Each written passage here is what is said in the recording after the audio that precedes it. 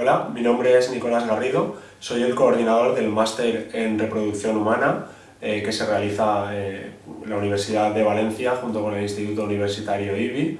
El máster consta de distintos módulos centrados en la reproducción humana, está dirigido a licenciados o especialistas en medicina, consta de una formación teórica que se imparte a distancia, de manera que los alumnos van a poder asistir virtualmente a clases previamente grabadas, tener acceso a las presentaciones y a los textos asociados a esas clases, y una parte práctica a desarrollar en distintos hospitales de Valencia, como el Hospital Dr. Peset, el Hospital Clínico y el Hospital La Fe.